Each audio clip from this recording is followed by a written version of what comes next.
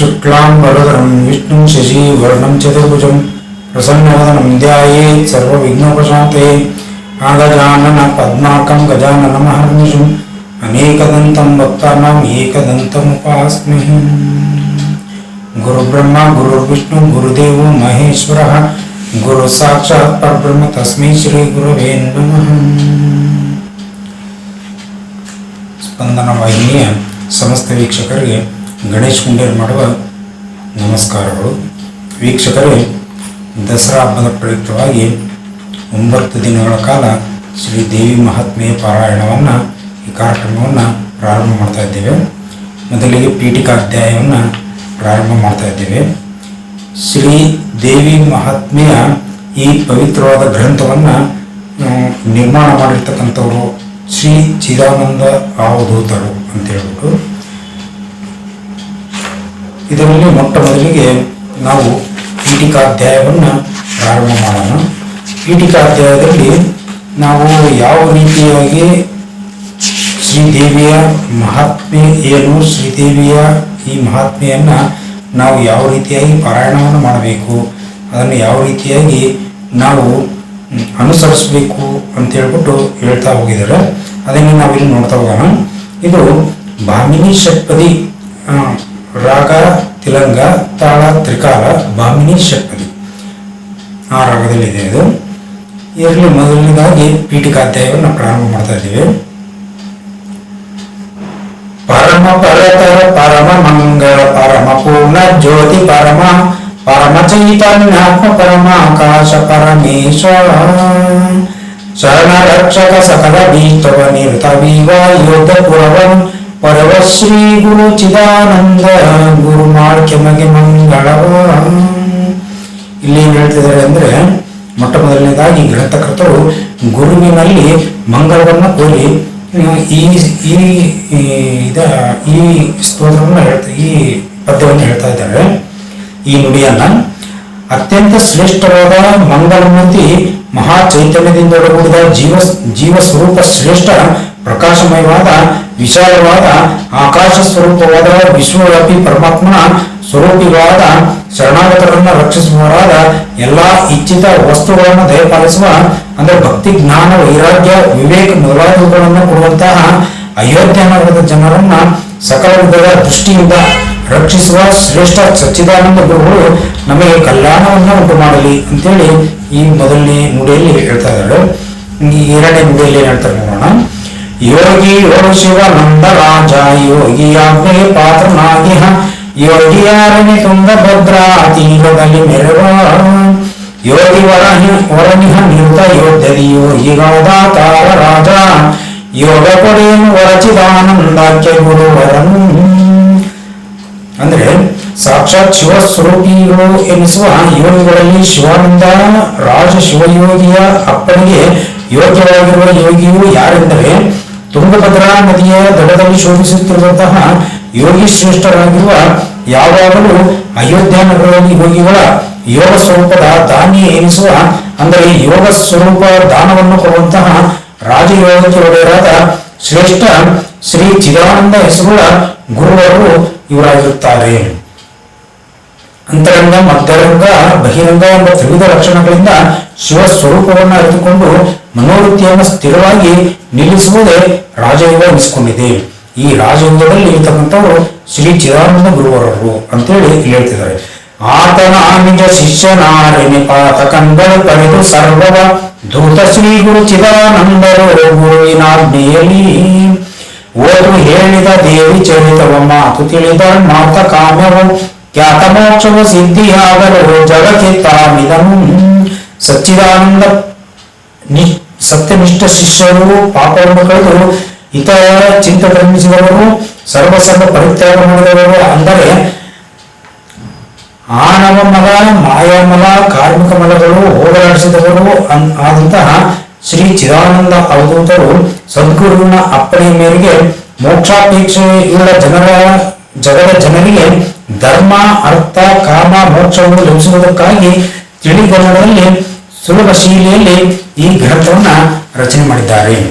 ಶುದ್ಧ ಬುದ್ಧ ವಸ್ತುವೆನಿಸುವ ಸಿದ್ಧ ಪರ್ವತದಲ್ಲಿ ನಿಂತಿರು ಸಿದ್ಧಪಗಳ ಮುಖ್ಯ ಸಾಕ್ಷಾತ್ಕಾರ ತಾನಾಗಿಯೇ ಬುದ್ಧಿವಂತರು ಓದಿ ಮನನಿಷ್ಠಿದ್ದು ನನ್ನ ಪಡೆಯಲಿಕ್ಕೆ ಕೇಳಿದ ಬುದ್ಧಿವಾದದ ದೇವಿ ಚರಿತವ ನರಿಯ ಜಗವೆಲ್ಲ ಪವಿತ್ರ ಜ್ಞಾನದಿಂದ ಕೂಡಿರುವಂತಹ ವಸ್ತುವೆನಿಸುವ ಸದಾಕಾಲದಲ್ಲಿ ಯೋಗಿಗಳ ಪವಿತ್ರ ಸ್ಥಾನವೆನಿಸಿದ ಸಿದ್ಧ ಪರತತ್ವದಲ್ಲಿ ವಾಸವಿರುವ ವೇದ ದೇವಾನುದೇವತೆಗಳಿಂದ ಹೊಗಳಿಸಿಕೊಳ್ಳಲ್ಪಡುವಂತಹ ಸಚ್ಚಿದಾನಂದ ಸ್ವರೂಪವಾದ ಶ್ರೀದೇವಿಯ ಸಾಕ್ಷಾತ್ಕಾರದಿಂದ ಸಂಪೂರ್ಣ ಕೃಪೆಗೆ ಪಾತ್ರರಾಗಿ ಪ್ರಪಂಚದ ಬುದ್ಧಿವಂತರು ಓದಿಕೊಂಡು ಮನಸ್ಸಿನೊಳಗೆ ಬಯಕೆಯನ್ನು ಈಡೇರಿಸಿಕೊಳ್ಳುವುದಕ್ಕಾಗಿ ಹೇಳಿದ ಬುದ್ಧಿವಾದ ಶ್ರೀದೇವಿಯ ಚರಿತ್ರೆಯೇ ಇದಾಗಿದೆ ಅಂತ ಹೇಳ್ಬಿಟ್ಟು ಹೇಳ್ತಾ ಇದ್ದಾರೆ. ಜ್ಞಾನ ಮಾರ್ಗವ ತಿಳಿವೆನೆಂದರೆ ಜ್ಞಾನ ಸಿಂಧವ ಹೇಳಿರುವೆನ ಜ್ಞಾನ ಸಿಂಧುವಿನೊಳಗೆ ಸರ್ವ ತತ್ವ ತಿಳಕೊಳ್ಳಿ ಏನು ಕಾಮ್ಯವು ಬೇಡಳಿಯು ನೀವು ಧ್ಯಾನಿಸಿರಿ ಈ ದೇವಿ ಚರಿತವ ನಿನವಿಲ್ಲದೆ ಸಿದ್ಧಿಯಾಗುವುದು ಸತ್ಯ ಸತ್ಯವಿದು. ಜ್ಞಾನ ಮಾರ್ಗವನ್ನು ತಿಳಿದುಕೊಳ್ಳುವುದಾದರೆ ದೃಷ್ಟಾಂತಕ್ಕಾಗಿ ಜ್ಞಾನ ಸಿಂಧು ಗ್ರಂಥವನ್ನು ಸೂಚಿಸುವುದನ್ನು ಆ ಜ್ಞಾನ ಸಿಂಧುದೊಳಗಿನ ಎಲ್ಲಾ ತತ್ವವನ್ನು ತಿಳಿದುಕೊಳ್ಳಿರಿ. ಈ ದೇವಿ ಚರಿತೆಯನ್ನ ಭಕ್ತಿಯಿಂದ ಸ್ಮರಿಸಿದರೆ ಅಂದರೆ ಮನೋಬಯಕೆ ಏನಿದ್ರೂ ಕೊರತೆ ಇಲ್ಲದೆ ಕೈಗೂಡುವುದು ಇದು ಸತ್ಯವಾದುದು ಅಂತ ಹೇಳ್ತಿದ್ದಾರೆ. ಮೋಕ್ಷ ಕಾಮ್ಯವಾದಾಪೇಕ್ಷಿಸಿದಳದು ಸಿದ್ಧಿಯಾವುದು ಈಕ್ಷಿಸಿಯ ಮನದಲ್ಲಿ ದೇವಿಯ ಮಹಿಮೆ ಸ್ಮರಿಸಿದೊಡೆ ತಕ್ಷಕವು ವೃಶ್ಚಿಕವು ಭೂತವು ರಾಕ್ಷಸರು ಲೋಕ ವ್ಯಾಘ್ರಗಾಲಯ ವಾಕ್ಷಣದಿ ಹರಿಯುತ್ತಿರುವುದು ಶ್ರೀ ದೇವಿ ಚರಿತೆಯಲ್ಲಿ ಶ್ರೀ ದೇವಿಯ ಶ್ರೇಷ್ಠತೆಯನ್ನು ಮನಸ್ಸಿನಲ್ಲಿ ಒಳನೋಟದಿಂದಲೇ ನೋಡಿ ಧ್ಯಾನ ಮಾಡಿದರೆ ಮುಕ್ತಿ ಮತ್ತು ಮನದ ಇಚ್ಛೆ ಕೈಗೊಳ್ಳುತ್ತವೆ. ಅದಲ್ಲದೆ ಕರ್ದು ಪುತ್ರನಂತ ಸರ್ಪವು ಚೀಡು ಪಿಶಾಚಿಯು ರಾಕ್ಷಸರು ತೋಳ ಹುಲಿ ಮೊದಲಾಗುವ ಭಯವು ತಕ್ಷಣದಲ್ಲಿ ಪರಿಹಾರವಾಗುವುದು. ಈ ರೀತಿಯಾಗಿ ಮತ್ತು ಇಹಲೋಕ ಮತ್ತು ಈ ಇಹಪರ ಲೋಕಗಳ ಇಚ್ಛೆಯುಳ್ಳವರಾಗಿ ಶ್ರೀ ದೇವಿಯಲ್ಲಿ ಪರಮ ಶ್ರದ್ಧೆಯುಳ್ಳವರೇ ಈ ಪವಿತ್ರ ಗ್ರಂಥವನ್ನ ಪರಿಸರಕ್ಕೆ ಅಧಿಕಾರಿಗಳಾಗುವರು ಎಂದು ತಿಳಿದವರು ಹೇಳುತ್ತಾರೆ. ಅಂದ್ರೆ ಇಲ್ಲಿ ಶ್ರೀದೇವಿ ಚರಿತ್ರೆಯನ್ನ ಪರಮ ಶ್ರದ್ಧಾ ಮತ್ತು ಭಕ್ತಿಯಿಂದ ನಾವು ಪಾರಾಯಣವನ್ನು ಮಾಡಬೇಕು ಅಂತ ಹೇಳ್ಬಿಟ್ಟು ಇಲ್ಲಿ ಹೇಳ್ತಿದ್ದಾರೆ. ಅಂಥವರಿಗೆ ಯಾವಾಗಲೂ ಒಳ್ಳೆಯದು ಉಂಟಾಗುತ್ತೆ, ಅವರ ಮನದ ಬಯಕೆ ಈಡೇರುತ್ತೆ ಅಂತ ಹೇಳ್ಬಿಟ್ಟು ಇಲ್ಲಿ ಹೇಳ್ತಾ ಇದ್ದಾರೆ. ನಡೆಯುತ್ತಲಿ ಈ ಚರಿತೆ ಸ್ಮರಿಸಲಿ ನುಡಿಯುತ್ತಲಿ ಈ ಚರಿತೆ ಸ್ಮರಿಸಲಿ ಕೊಡುವ ಕುಂಡಾಲೆಯು ಈ ಚರಿತೆಯನ್ನು ಸ್ಮರಿಸಿದೊಡೆ ಬಿಡವನ ನೀ ದೇವಿಯ ಮನೆಗೆ ಕೊಡುವಳೆ ಬೇಡಿತ್ತ ಪದಗಳ ನೆಡಬಿಡದೆಯ ಸಾಗರಲ್ಲವೇ ದೇವಿ ಭಕ್ತರಿಗೆ. ನಡೆಯುವ ಸಮಯದಲ್ಲಾಗಲಿ ಮಾತನಾಡುವ ಸಮಯದಲ್ಲಾಗಲಿ ಕೊಡಕೊಳ್ಳತಕ್ಕಂತ ಸಮಯದಲ್ಲಾಗಲಿ ಈ ದೇವಿ ಚರಿತ್ರೆಯನ್ನು ಧ್ಯಾನಿಸಿದರೆ ಶ್ರೀ ದೇವಿಯು ಬಿಟ್ಟು ಬಿಡದೆ ಸ್ಮರಿಸಿದವರಿಗೆ ಬೇಡಿದ ಪದವಿಗಳನ್ನು ಕೊಡುವಳು. ಭಕ್ತರಿಗೆ ಶ್ರೀದೇವಿಯು ಅಂತಃಕರಣದ ಸಮುದ್ರದಂತೆ ಇರುತ್ತಾಳೆ ಅಂತ ಹೇಳ್ಬಿಟ್ಟು ಈ ನುಡಿಯಲ್ಲಿ ಹೇಳ್ತಾ ಇದ್ದಾರೆ. ಅಂದ್ರೆ ಯಾವಾಗಲೂ ಎಡಬಿಡದೆ ಅಂದ್ರೆ ಯಾವಾಗಲೂ ಶ್ರೀ ದೇವಿಯನ್ನ ಸ್ಮರಿಸ್ತಾನೇ ಇದ್ರೆ ಅಂತವರಿಗೆ ಆ ದೇವಿ ಬೇಡದ ಇಚ್ಛೆಯನ್ನ ಪೂರೈಸ್ತಾಳೆ ಅಂತ ಹೇಳ್ಬಿಟ್ಟು ಹೇಳ್ತಿದ್ದಾರೆ. ಚಿಂತಿಗೆ ಚಿಂತಾಮಣಿಯು ಇದು ಅಂತು ಕಾಮ್ಯಕ್ಕೆ ಕಾಮದೇವಿದು ಇಂತು ಕಲ್ಪನೆಗಳಿಗೆ ಕಲ್ಪದ್ರುಮಗುತಾನೀದು ಸಂತತವು ಸುಖ ಭಾಗ್ಯ ಭೋಗವು ಇಂತು ಮರೆವವು ದೇವಿ ಕರುಣದಿ ಎಂತು ಕೇಳಲು ದೇವಿ ಚರಿತೆಯ ಗ್ರಂಥ ಮಹಿಮೆಯನ್ನು. ಈ ಪವಿತ್ರವಾದ ಗ್ರಂಥವು ಸರ್ವವಿಧ ಚಿಂತನೆಗಳನ್ನ ಕಳೆಯುವಂತಹ ಚಿಂತನೆಯಾಗಿದೆ. ಇಚ್ಛಿತ ವರಗಳನ್ನು ಬಯಪಾಲಿಸುವಂತಹ ಕಾಮಧೇನುವು ಕೂಡ ಇದಾಗಿದೆ. ಆಮೇಲೆ ನಮ್ಮ ಮನಸ್ಸಿನ ಕಲ್ಪನೆಗಳಿಗೆ ತಕ್ಕ ಕಲ್ಪವೃಕ್ಷವು ಅಂದ್ರೆ ಈ ದೇವಿಯ ಅಂತಃಕರಣದಿಂದ ಸದಾ ಕಾಲದಲ್ಲಿ ಆನಂದ ಐಶ್ವರ್ಯ ಸುಖಾನುಭವಗಳನ್ನ ಶೋಧಿಸುವವು. ಈ ದೇವಿಯ ಚರಿತ್ರೆಯ ಗ್ರಂಥವ ಮಹಿಮೆಯನ್ನು ಎಷ್ಟೆಂದು ಹೇಳಲಿ ಅಂತ ಹೇಳ್ತಿದ್ದಾರೆ. ಸಾಧನ ಆಗದ ಕಾಮ್ಯಗಳು ತಾವು ಸಾಧನಾಹವು ದೇವಿ ಚರಿತರಿ ವಾದಿಗಳ ಮುಖ ಬಂಧನಾಹರು ಶತ್ರು ನಾಶಹರು ಕಾಡು ಏರ್ಪ ದೇವಿ ನಿತ್ತದಿ ಓದುತಿ ಹನಿ ಚರಿತೆಯವನ ಸಹೋದರಂ ಸಂಪತ್ತು ಸಹಿತಲಿ ರಕ್ಷಿಪಡು ಬಿಡದೇ. ಶಮೆ ದಮೆ ವಿರಕ್ತಿಗಳು ಸಾಧನಗಳಿಂದಾಗುವಂತಹ ಇಚ್ಛಿತ ವಸ್ತುಗಳು ದೇವಿ ಚರಿತ್ರೆಯ ಪ್ರಭಾವದಿಂದ ಲಭಿಸಿ ಸಾಧ್ಯವಾಗುತ್ತವೆ. ವಾದಿಗಳು ಮುಖಭಂಗಿತರಾಗುತ್ತಾರೆ. ಯಾರೇ ಕೂಡ ವಾದ ಮಾಡಿದರೂ ಕೂಡ ಅವರಿಗೆ ಅವಮಾನ ಉಂಟಾಗುತ್ತದೆ, ಅಂತಹ ಪ್ರಸಂಗ ನಡೆಯುತ್ತದೆ. ಶ್ರೀದೇವಿಯ ಆರಾಧನೆಯನ್ನ ಅಂದ್ರೆ ದೇವಿ ಚರಿತ್ರೆಯನ್ನು ಯಾರು ಓದ್ತಾರೋ ಅಂತವರಿಗೆ ಯಾರು ಅಂತ ವಿರುದ್ಧವಾಗಿ ಯಾರು ಮಾತನಾಡೋದಕ್ಕೆ ಹೋಗುವುದಿಲ್ಲ. ಶತ್ರುಗಳು ನಾಶ ಹೊಂದುತ್ತಾರೆ. ದಿನಾಲು ಭಕ್ತಿಯಿಂದ ಈ ಚರಿತ್ರೆಯನ್ನು ಓದುವವನ ಹಾಗೂ ಅವನ ಬಂಧು ಬಳಗದವರನ್ನು ಕೂಡ ಮತ್ತು ಅವರಲ್ಲಿರ್ತಕ್ಕಂಥ ಸಂಪತ್ತನ್ನು ಸಹ ಶ್ರೀದೇವಿ ರಕ್ಷಣೆ ಮಾಡ್ತಾಳೆ ಅಂತ ಹೇಳ್ಬಿಟ್ಟು ಇಲ್ಲಿ ಹೇಳ್ತಿದ್ದಾರೆ. ಭೂತ ಗೃಹಗಳು ಗ್ರಂಥ ವಿರಲ ಭೂತ ಹೋಗುದು ದೇವಿ ಚರಿತ ಮಾತು ಕೇಳಿದರೆ ಬಿಡುವ ದೈ ಮಹಾಗ್ರಹವು ಮಾಡುವ ಮನೆಯ ಪ್ರೀತಿ ಮಾಡುವರು ರಾಜರಿ ಜಗನ್ಮಾತೆ ಚಾರಿತ್ರವನ್ನು ಓದುವಗೆ ಯಾ ತರದ ಭಯ ಸರ್ವವು ವಶಕರವು ಇಹುದು. ಮನೆಯಲ್ಲಿ ಶ್ರೀ ದೇವಿಯ ಗ್ರಂಥ ಅಂತಕ್ಕಂಥದ್ದು ಏನಾದರೂ ಒಂದಿತ್ತಪ್ಪ ಅಂದ್ರೆ ಆ ಗ್ರಂಥದ ಮಹಿಮೆಯಿಂದ ಆ ಪಿಶಾಚಿ ಮನೆ ಬಿಟ್ಟು ಹೋಗುತ್ತದೆ. ದೇವಿ ಚರಿತ್ರೆಯೊಳಗಿನ ಮಾತು ಕೇಳಿದ್ರೆ ಹೊರಮನೆಯ ದೊಡ್ಡ ದೇವ ಅಂದ್ರೆ ಬ್ರಹ್ಮ ಪಿಶಾಚಿನೂ ಕೂಡ ಮನೆ ಬಿಟ್ಟು ಹೊರಟು ಹೋಗ್ತಾರೆ. ಆ ಜಗನ್ಮಾತೆಯ ಪವಿತ್ರ ಚರಿತ್ರೆಯನ್ನು ಓದುವವನಿಗೆ ರಾಜರು ಅಂದ್ರೆ ಅಧಿಕಾರದಲ್ಲಿರ್ತಕ್ಕಂಥವರು ಅಂದ್ರೆ ಸರ್ಕಾರದವರು ಪ್ರೀತಿಯನ್ನು ಮಾಡ್ತಾರೆ. ಅವನಿಗೆ ಯಾವುದರ ಭಯವೂ ಕೂಡ ಇರುವುದಿಲ್ಲ, ಎಲ್ಲವೂ ವಶವಾಗಿರುತ್ತದೆ. ಈ ರೀತಿಯಾಗಿ ಈ ಪವಿತ್ರವಾದ ಗ್ರಂಥ ಹತ್ತಿರವಿದ್ರೆ ಯಾವ ಭಯವೂ ಕೂಡ ಇರೋದಿಲ್ಲ, ಎಲ್ಲ ಭಯವೂ ನಿವಾರಣೆ ಆಗುತ್ತೆ ಅಂತ ಹೇಳ್ಬಿಟ್ಟು ಹೇಳ್ತಿದ್ದಾರೆ. ಬಡಿ ತೀರಲು ಭೂತವದು ಅವನಿಂಗಿಡಲು ಬೇಕೈ ಭಸ್ಮವಿಂತೆನೆ ನುಡಿಯಬೇಕು ಸಮಗ್ರ ಗ್ರಂಥವನದರಳು ಭಸ್ಮ ಇಡಲು ಬೇಕಿ ತರದಿ ದಶ ದಿನ ಬಿಡುವ ದೈನ ಭೂತ ಹಿಡಿದುದು ಹಿಡಿದವನಿ ಪಠಿಸಿದರೆ ಬಿಡುವುದು ಸತ್ಯ ಸಿದ್ಧವಿದು.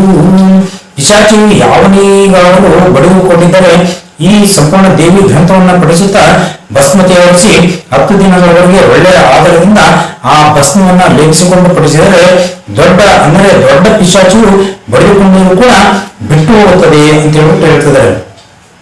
ಅಂದ್ರೆ ನಮ್ಮ ದೇಹಕ್ಕೆ ಭಸ್ಮವನ್ನ ಲೇಪಿಸಿಕೊಂಡು ಅದರಿಂದ ನಾವು ಈ ದೇವಿಯನ್ನ ನಾವು ಸ್ಮರಣೆ ಮಾಡಿದರೆ ಅಂದ್ರೆ ಈ ದೇವಿಯ ಮಹಾತ್ಮೆಯನ್ನ ನಾವು ಪಾರಾಯಣವನ್ನು ಮಾಡಿದರೆ ನಮಗೆ ಯಾವುದೇ ರೀತಿಯ ಭಯ ಇರುವುದಿಲ್ಲ. ಎಂತ ಬ್ರಹ್ಮ ಪಿಶಾಚಗಳು ದೇವ ಭೂತಗಳು ಕೂಡ ಕಾಟವನ್ನು ಕೊಡುವಂಥವು ಇರುವುದಿಲ್ಲ. ಎಲ್ಲವೂ ಕೂಡ ನಮ್ಮ ದೇಹವನ್ನು ತೊರೆದು ಹೋಗ್ತವೆ. ದುಷ್ಟ ಶಕ್ತಿಗಳು ನಮ್ಮ ದೇಹದಿಂದ ದೂರ ಆಗ್ತವೆ ಅಂತ ಹೇಳ್ತಿದ್ದಾರೆ. ವಶಕರವು ಬೇಕಾಗಲವನಿಗೆ ಹುಸಿ ಹೋಗದೆ ಪೂರ್ಣ ಗ್ರಂಥವ ನೆಸಗಿ ನಿತ್ಯವೇ ಪಠಿಸಿದರೆ ತ್ರಿಂಶತಿಯ ದಿನದಲ್ಲಿ ಘಸನಿಸದೆ ನಿಜ ಚಿತ್ತ ಬಗಲದೆ ದಿಸೆ ನುಡಿದೋದಿದವನಾದರೆ ಅಸಮವಶಕರ ಅವನಿಗಾಹುದು ನೆನೆದ ಪರಿಯಲ್ಲಿ. ಸಕಲವು ವಶವಾಗಬೇಕಾದರೆ ಅವನು ತಪ್ಪದೆ ಪೂರ್ಣ ಗ್ರಂಥವನ್ನ ಪ್ರಾರಂಭಿಸಿ ಕಷ್ಟವಲ್ಲದೆ ತನ್ನ ಮನಸ್ಸನ್ನ ಚಂಚಲವಾಗಿಸದೆ ಯೋಗ್ಯ ದಿಕ್ಕನ್ನು ನೋಡಿಕೊಂಡು ಓದಿದವನಾದರೆ ಇಚ್ಛಿಸಿದ ಪ್ರಕಾರ 30 ದಿವಸಗಳಲ್ಲಿ ಮೇಲಾದ ವಶೀಕರಣ ಸಿದ್ಧಿಯಾಗುತ್ತದೆ. 30 ದಿನದಲ್ಲಿ ಅವನು ಏನ್ ಇಚ್ಛೆ ಮಾಡ್ಕೊಂಡಿದ್ನೋ ಆ ದಿಕ್ಕನ್ನ ಅವನು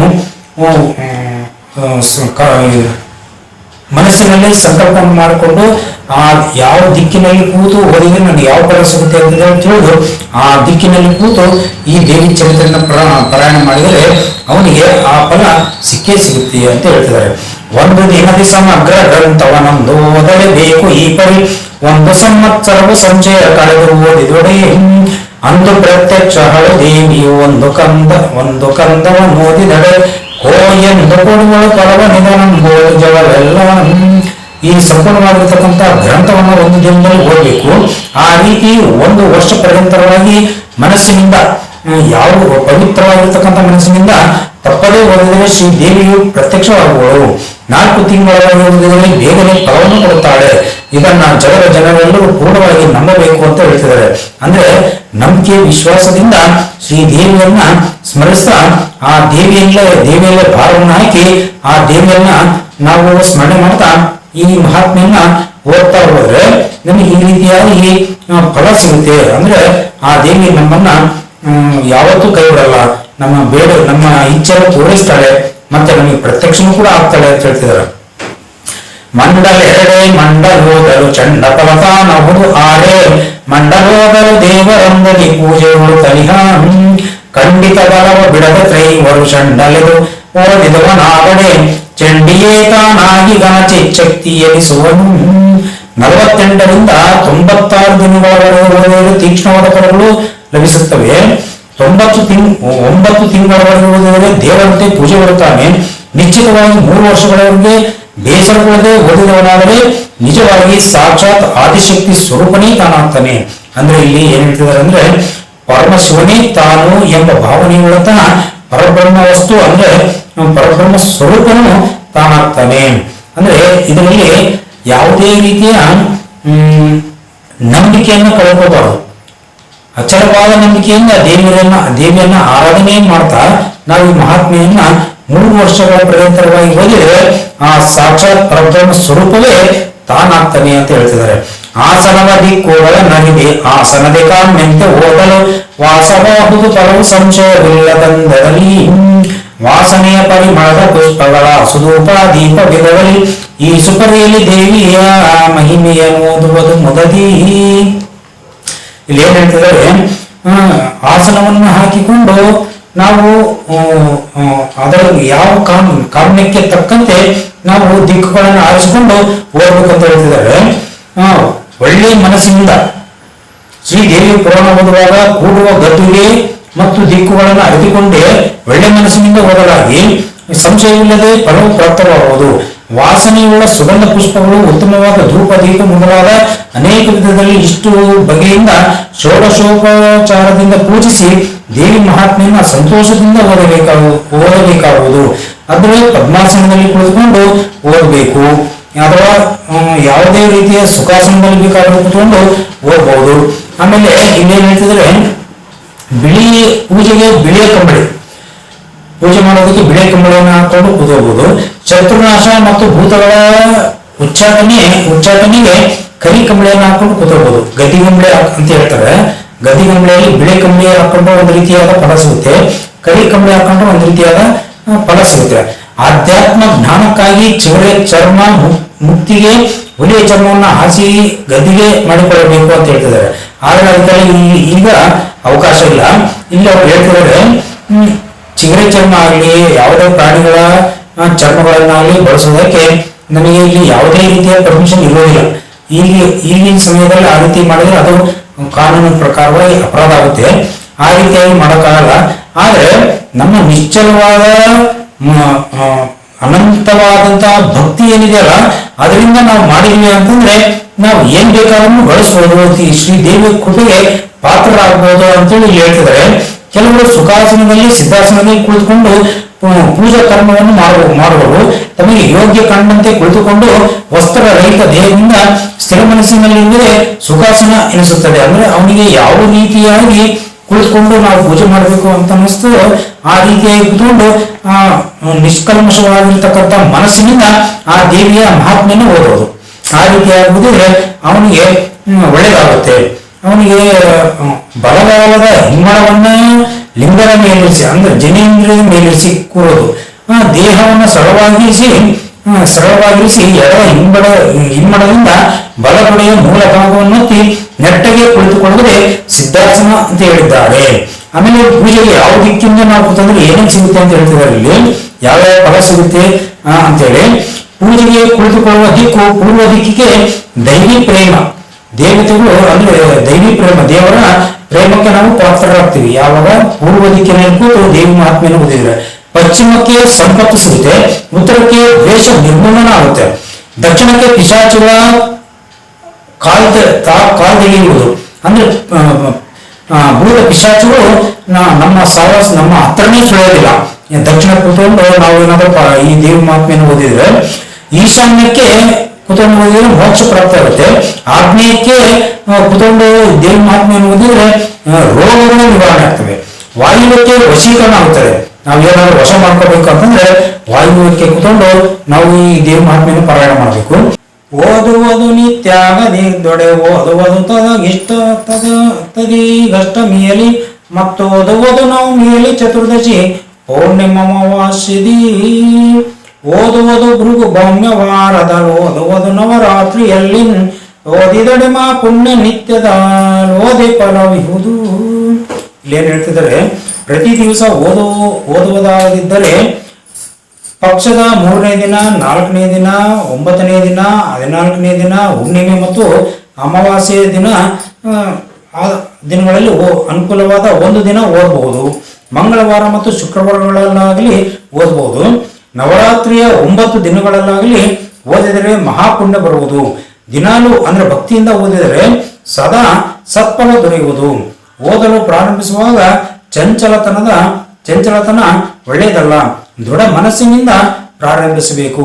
ಒಂದೇ ಮನಸ್ಸಿನಿಂದ ನಾವು ದೇವಿಯನ್ನ ಸ್ಮರಿಸುತ್ತಾ ಈ ದೇವಿ ಚರಿತ್ರೆಯನ್ನು ಓದಬೇಕು. ದೇವಿಯಲ್ಲಿ ಭಾರವನ್ನು ಹಾಕಬೇಕು. ನಮ್ಮ ಮನಸ್ಸು ಚಂಚಲದಿಂದ ಹೊರಗೆ ಬರಬೇಕು ಅಂತಂದ್ರೆ ಅದು ಒಂದು ದೊಡ್ಡ ಸಾಧನೆಯೇ ಸರಿ. ಅಂದ್ರೆ ನಾವು ಬಹಳ ಸಾಧನೆಯನ್ನು ಮಾಡಬೇಕಾಗುತ್ತೆ. ಅದು ಏನೇ ಆದ್ರೂ ನಮ್ಮ ಮನಸ್ಸನ್ನ ದೇವಿಯ ಕಡೆಗೆ ನಾವು ರೂಪಿಸ್ಬೇಕು ಅಂತಂದ್ರೆ ದೇವಿ ಮೇಲೆ ಎಲ್ಲವೂ ಭಾರವನ್ನು ಹಾಕಿ ನಾವು ಪ್ರಾರಂಭ ಮಾಡಬೇಕು. ಆಗ ನಮಗೆ ಬರ್ತಾ ಮನಸ್ಸು ನಮ್ಮ ನಿಗ್ರಹಕ್ಕೆ ಬರುತ್ತೆ. ಆಗ ನಾವು ದೇವಿಯ ಈ ಚರಿತ್ರೆಯನ್ನು ಪ್ರಾರಂಭ ಮಾಡಿದರೆ ಓದ್ತಾ ಹೋದ್ರೆ ದೇವಿ ಕಡೆಗೆ ಮನಸ್ಸು ದೃಢವಾಗಿ ನಿಲ್ಲುತ್ತೆ, ಚಂಚಲತೆಯನ್ನ ಹೊಂದುವುದಿಲ್ಲ.